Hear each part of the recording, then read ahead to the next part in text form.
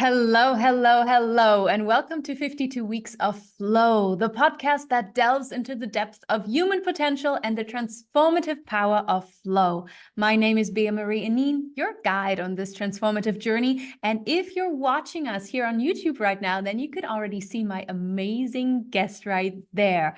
Adrienne Dyer is a nonfiction book coach and ghostwriter with a proven method for helping entrepreneurs from all walks of life write business books that hit bestseller lists and earn 5-star reviews.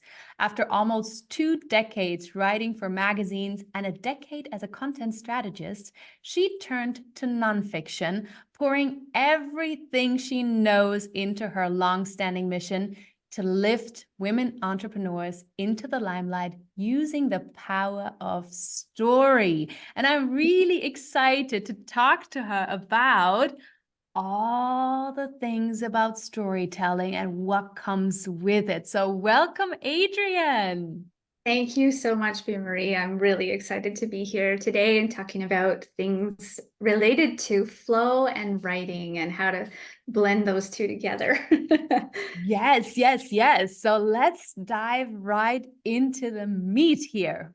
That's really Yes. funny that I say that since I'm a vegan, but anyway. That's funny. So Yes, let's dive into the salad. let's dive into the salad. Another vegetarian over here. Yes. All right. Wonderful. So Yeah. you have a really, really diverse background. You know, you're merging English literature and business, and Yeah. you're helping entrepreneurs, you know, find their story to write their books. Can you share how, you know, writers flow maybe enhances like both like the writing process and also impacts, you know, the maybe the business narrative? Hmm.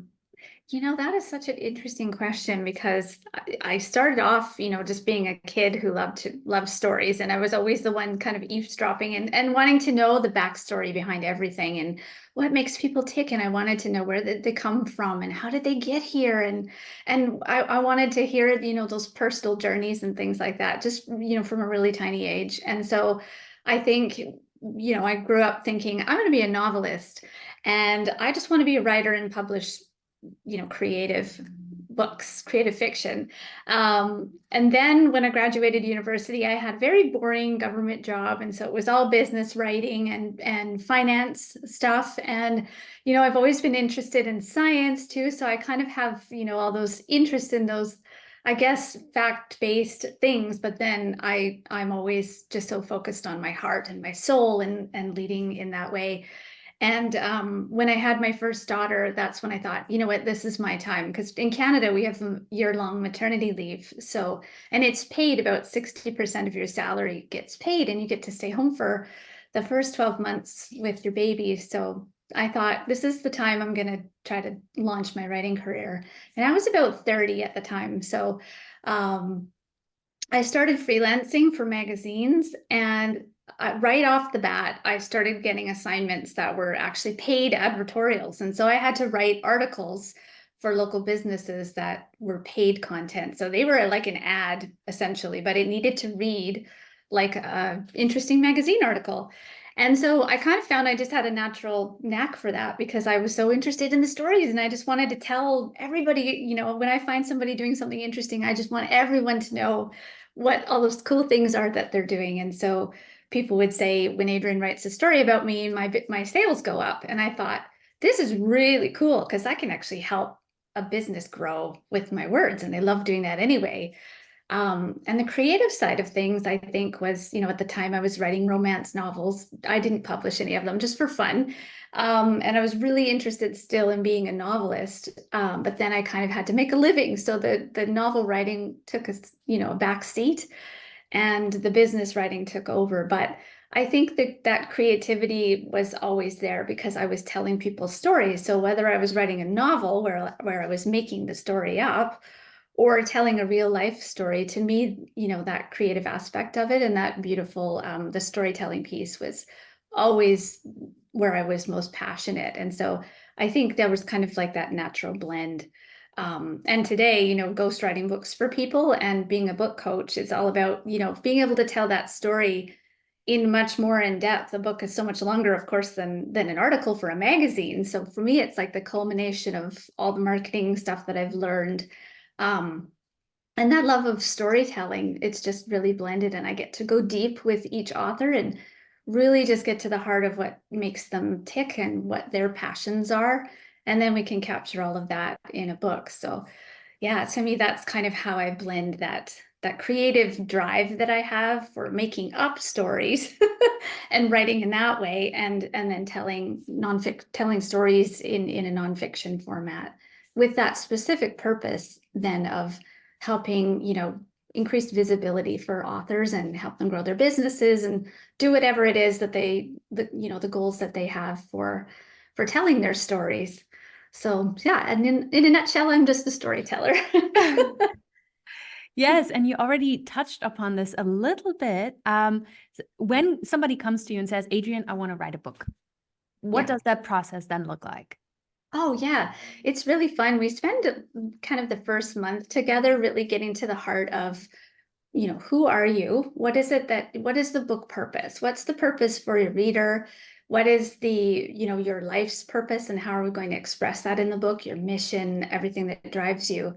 And what is it that led you to this point where you decided, I want to write a book? I want to share, is it about your legacy as a human being? Are you trying to make your mark on the planet? Do you want that permanent record of your story? Some of my authors they don't have a business goal. Maybe they want to tell the story. Like I'm working with 2 authors right now who lost their husbands, and both just want to capture the legacy, the story of their husband, but also share with other widows what the journey is like in recovering from that loss and finding joy again, and just developing a relationship with their own grief and getting through that loss. So sometimes the goal is more, I want to capture this moment in time and my journey and my season to help others in the same situation as me. And other times it's very much, a business purpose. I want to launch a speaking career, or I have an online course and I want to promote that. And so sometimes the book is very much a lead magnet for the business, and a way for readers to test drive working with the author. So we really go deep in that first month into all those things and who the audience is, and really that deeper purpose for the book and what they want the reader to feel and think and know and do after they put the book down. So, and then we work through that first month and create their outline. And I kind of lead them through the process of, let's document your particular method for sharing or the information that you want to share. Let's document that in a logical order, so that, the reader who doesn't have maybe any experience with the author before, how does that best make sense to capture that information, so that we explain everything so that the reader, can go on a journey through the book of transformation or personal growth or whatever that, kind of goal is that we have for the book. And we work in all those other things, the personal goals, the professional goals, and the financial goals that the author has for the book too. We work that in so that we position the book to meet those goals too. And so then when I'm ghostwriting, then after that first month together, then I take over and I meet with my clients every week, and I interview them through the book, and I basically am sort of guiding them through the process of dictating their book. So they explain everything to me, and it's a really fun process because it's so creative. They have ideas pop into their heads that they never thought of, or sometimes they'll have, some kind of ingenious sort of idea that will just pop up. So we'll include all of those too. And then I take those transcripts and I turn that into the written copy. So creating the book and making it fit all together beautifully. But that's the fun part, is that yes, I am writing the book, but it's actually their words, because they spoke their book. And so I'm taking their words and translating that into written form, all packaged beautifully. And then with my other clients, I just coach them through the process of writing their own book. And so we meet again every week or every 2 weeks, and I just help them, guide them along and help them. We spend that first month doing the exact same thing, getting deep on their purpose, the mission, their audience, all of that, and then create that really solid outline.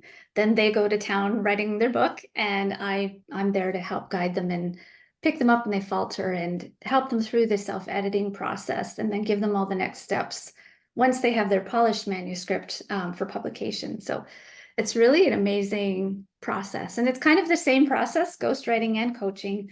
It's just that with ghostwriting, I take over the writing side of things. And with coaching, I'm helping their authors do that for themselves. So yeah. That sounds so exciting, like to dive into the stories of so many people and so Yeah. deeply. Like you Mhm. probably get to know people even like deeper than their closest friends know them. It's interesting because a lot of ghostwriters will say that they're also like a therapist or, a counselor almost. Because, yeah, I always joke that almost every one of my authors at some point cries on a call with me because they're just, what they're sharing is so, sometimes it's relief that they've actually finally got to share this stuff, which is so important to them. And it's captured in a book. And there's this incredible relief when they get all of that knowledge and wisdom and things that they've built over a lifetime.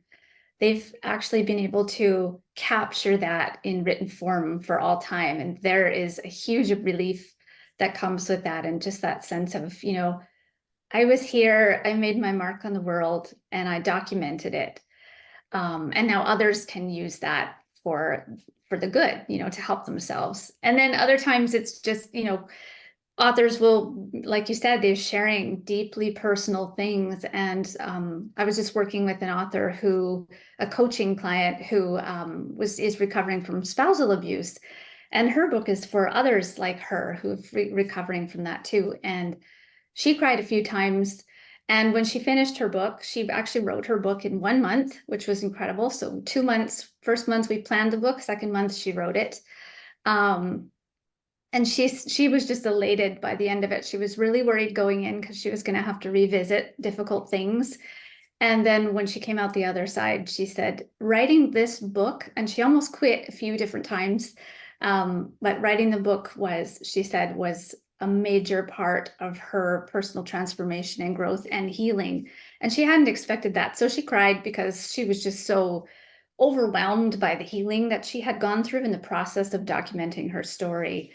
And it's really quite incredible watching. I had another author just last week who, just in our first call, she realized, she's a psychotherapist, and she realized, I actually think that I want to be a writer. So when I'm finished my book, I think I actually want to make my living as a writer. And so just exploring the possibility of writing a book about mental health made her realize that I think this is actually where I want to go with my career, filling a dream of being a writer instead. So it's really, I'm very honored. I feel like the stories that and the experiences that people share with me is, it's just something I hold so very close. It's like holding space for them the whole time. And I really, really feel honored that they will share all those things with me. And I, every single time I've always tell them, I just want you to honor the fact that you have shared and you've gone through all of this, and you're sharing this for the good of so many people. There's going to be potentially thousands or even millions of people will read your story. And it's an incredible thing that you have shared that with the world in that way, especially these deeply, deeply personal stories. So yeah, it's a beautiful thing. I just love it. Yeah, I can only imagine, working so closely with people in such an intimate setting and with Mhm. so much trust. So this is really, really beautiful. Um, Yeah. you said, I'm going to jump here because this is something that you Yeah. said earlier, and you said that you talk about the monetary aspect of writing a book, and Yes. and right now, like there are so many industries changing right now. Is the book industry changing? Like, is it easier to get a book deal, or is it harder? Or how, when they have the finished manuscript, like, what do you do with it? Where do you Yeah. put it? That is such a good question. So most of the authors that I work with actually self-publish their books on Amazon. And so I actually have a lot of clients. I will partner with, I have a referral network of cover designers and copy editors and professional editors and book formatters that will help authors take once they have their manuscript all polished and ready to go, Then we send it to a professional editor for them to go through that process of getting it all really, professionally polished. They work on getting their cover art. They get the book professionally formatted so it's ready to print on usually Amazon KDP. So it's print on demand, and then they can just publish their books right away. And there's also, like hybrid publishers, which will handle all of that for you. So you can go to them and they will, sometimes they have their own author coaches in-house and things like that. So they'll help authors through the writing process too, but then they'll take over and they manage the whole publishing side as well. The advantage of publishing yourself is, my clients can, from the time that we first meet until their book is in their hands, can be as short as 6 months.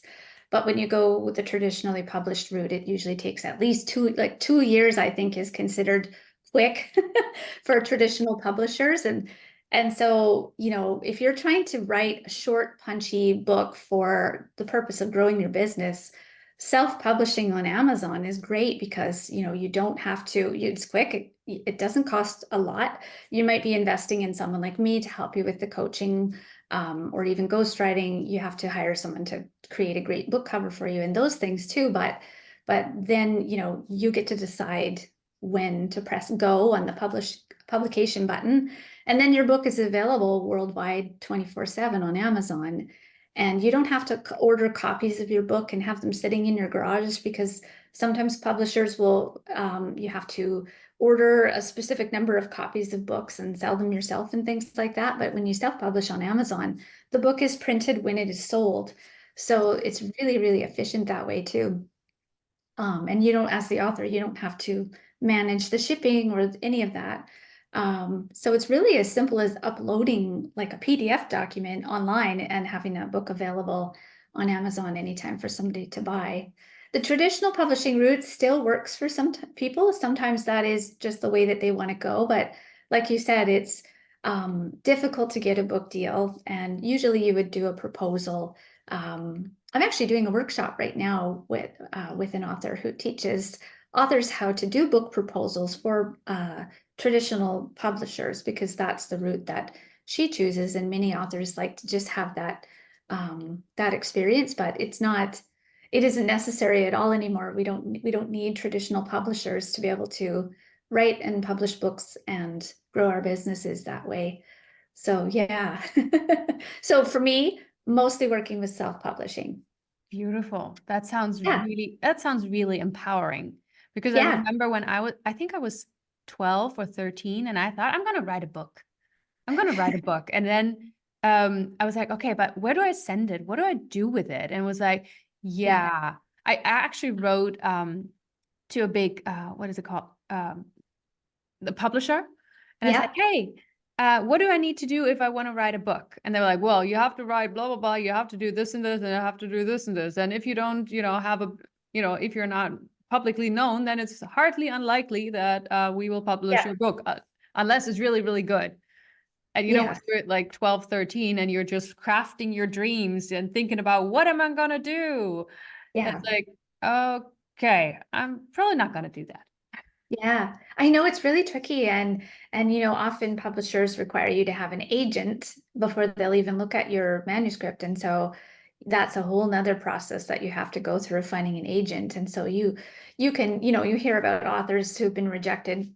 There's Stephen King and J.K. Rowling all have their stories about how many times their books were rejected by publishers, but when you self-publish, you have all the control. And the other thing is that traditional publishers often take ownership of your book. So you can't just, you can't necessarily create an audiobook if you want to, or translate it into other languages. And they kind of, sometimes if you write a subsequent book, they have first rights of refusal and things like that. So when you work with a hybrid publisher, which is one that will help you, that you pay for them to help you through the publication process, or you just do it yourself, on something like Amazon, you hold all of the ownership of your book and you have complete control over, what you want to do with it. And if you want to translate it or create an audiobook or have it sold in other countries, you have complete control over that, which is really, really nice. So kind of, works differently for different authors, but I mostly work with authors who are self-publishing, because then it's so attainable and like I said, you can go from the first glimmer of an idea to having your book in your hands in 6 months. So, which is pretty amazing. That's amazing, isn't it? Yes. And you said earlier that one of your clients, within 2 months had finished her book. She So, finished her 2 months, yeah. so what is that process that you have created that makes it so easy to write a book within like a month? Yeah.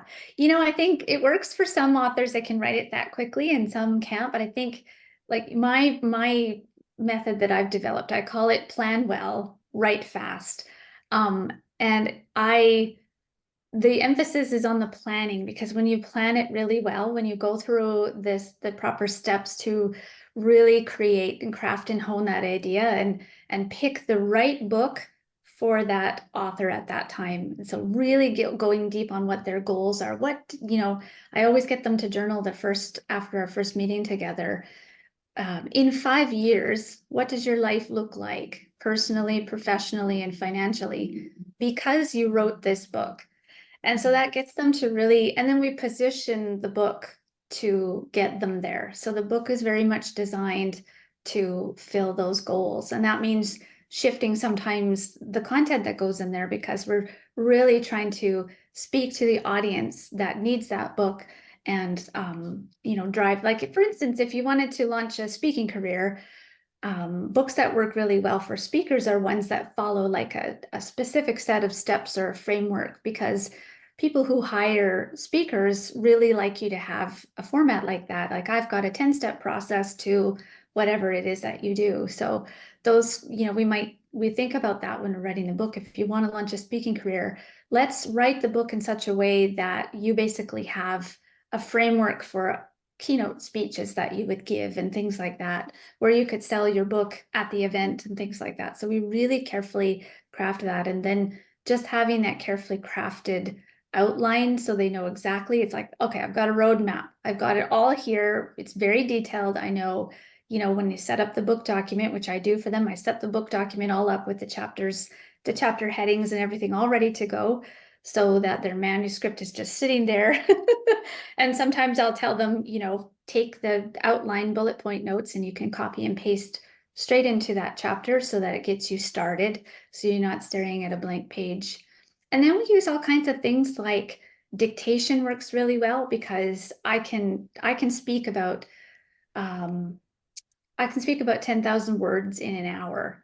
So it would take me a long time to sit down and write 10,000 words. I mean, I can write pretty fast too, but dictation is amazing. I have an author right now who she has a learning disability, and so she is using dictation because she hates, like, typing things out is very onerous for her, and her brain just doesn't work that way. And so she's using dictation, and she's dictating straight into her Google It's speech using voice to text. And so she talks and the words appear in her book document.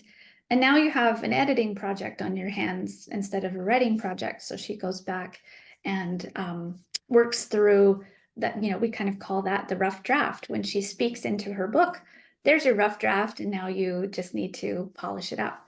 And so, that month, writing her book in a month, of course, that was a rough draft. And so then we spend another several weeks. Sometimes it's 2 weeks, sometimes it's another month.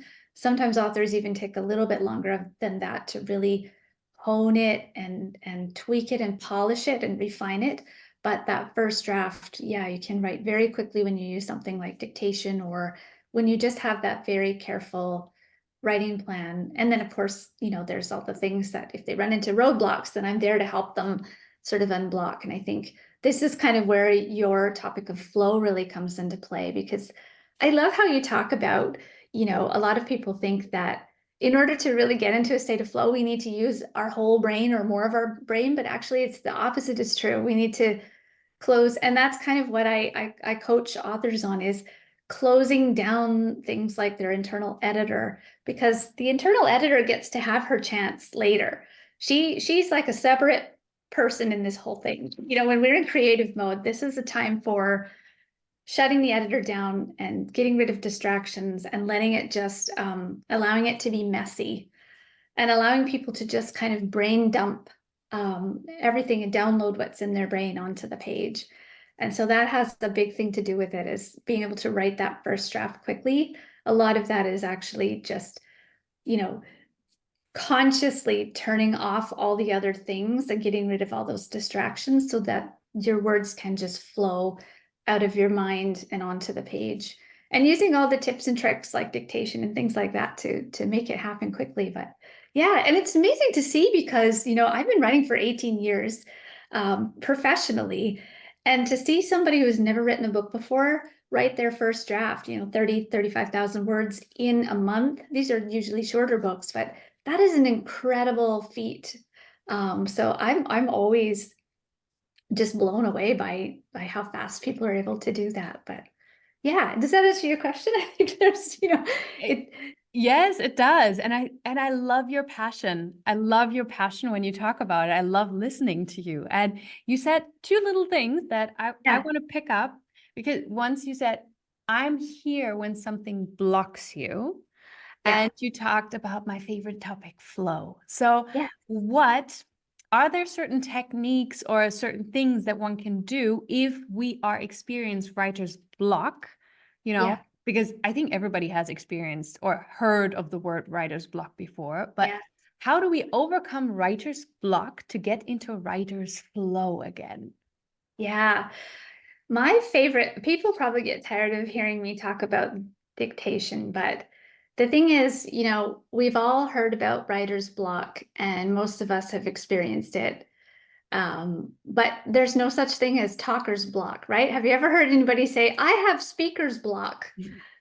Pretty much nobody talks about having talker's block. So I always say, and I kind of joke, but it's totally serious. If you can talk, you can write.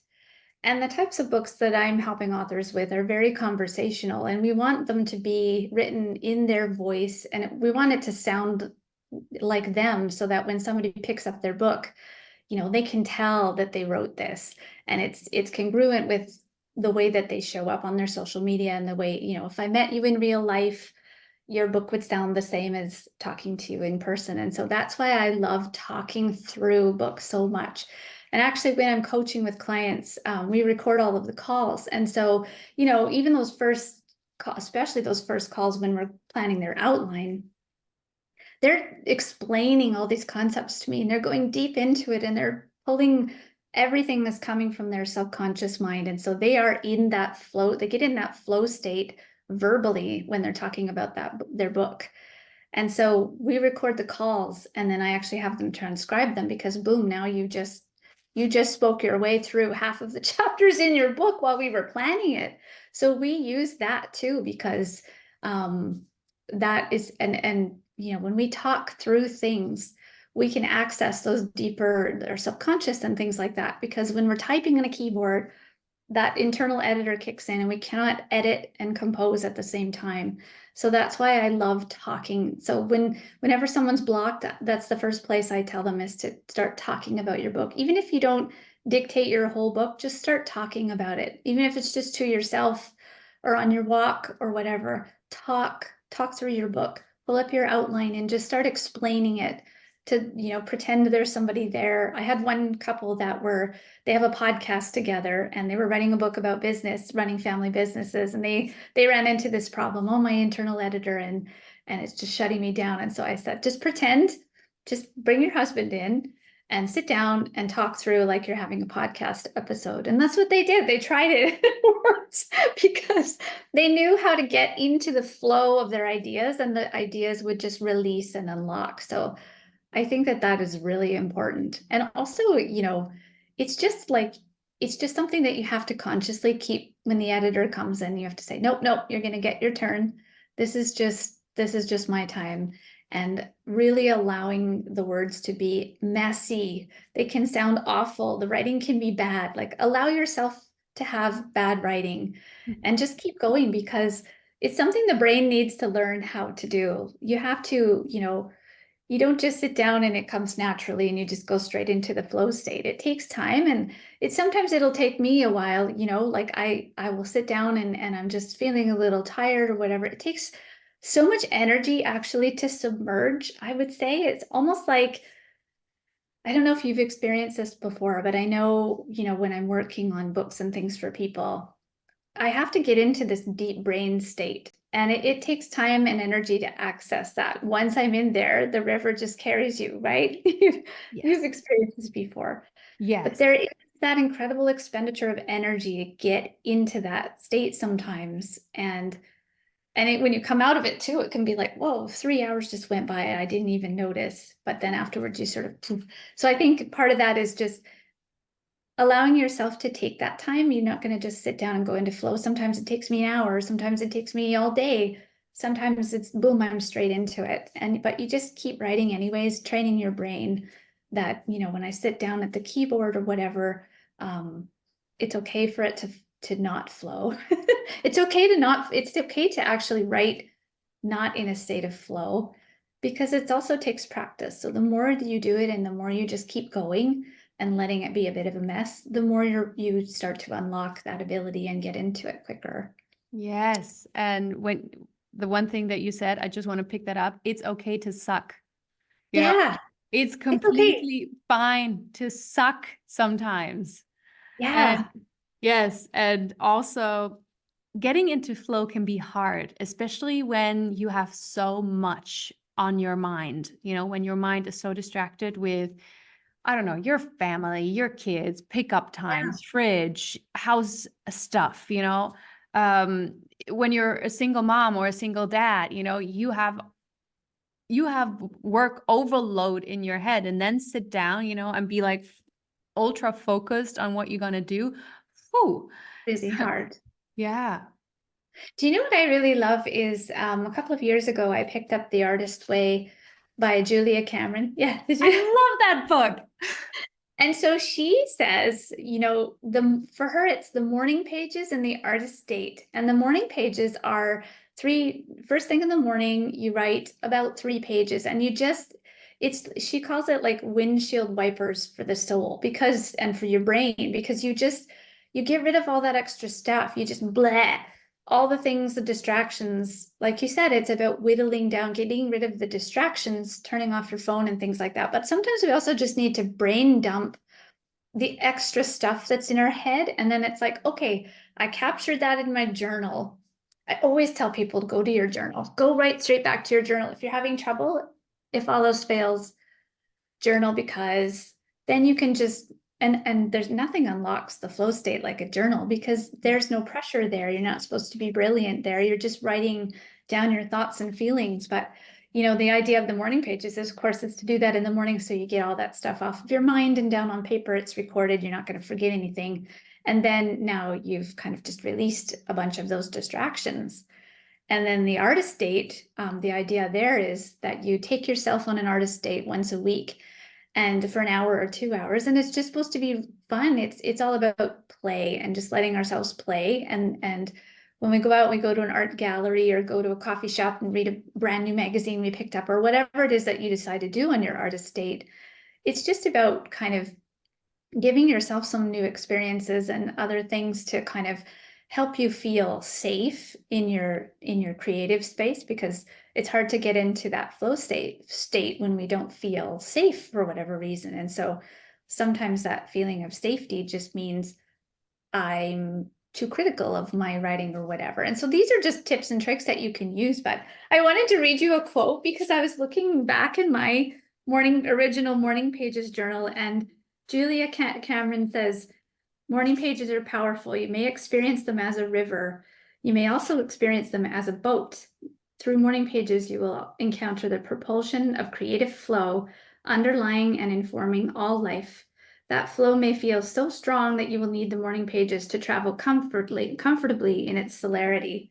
And I just thought of you when I read that, because I just wanted to read that to you, because I thought, yeah, how beautifully, can't really capture that any more perfectly than that.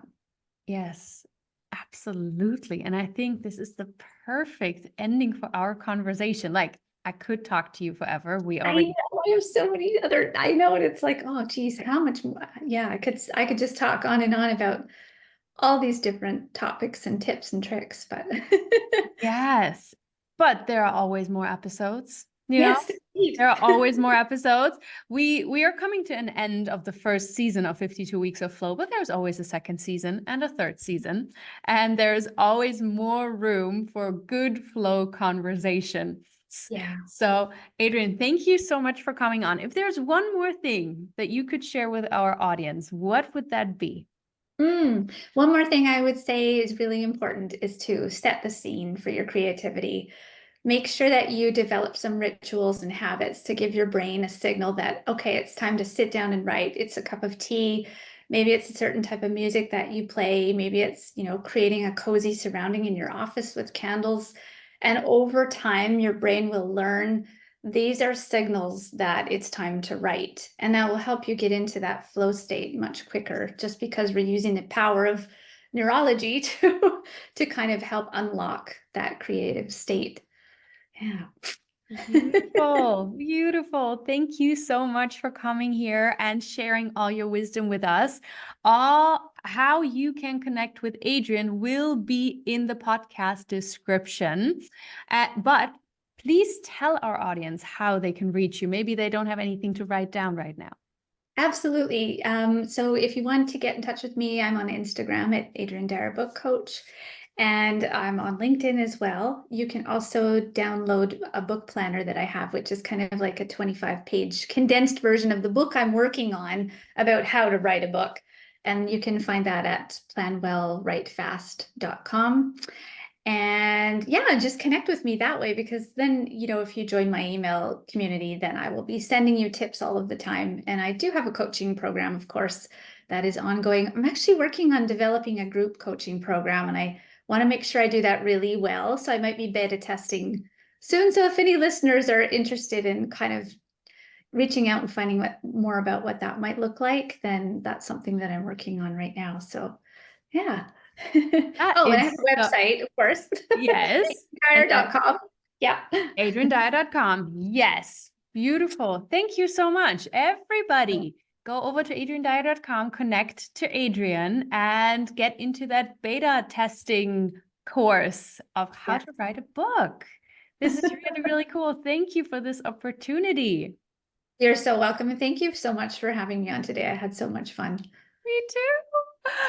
And that's it. That's it for today. That's our show. Thank you so much for listening to us and staying with us until the end. I'm giving you a virtual high five right now, because you are part of the Flow community right now. If you have 10 seconds, then please go and rate and review the show. That would mean the world to me. And it will help me also bring on more amazing guests that share their knowledge and their wisdom with us, so you can flow easily through life.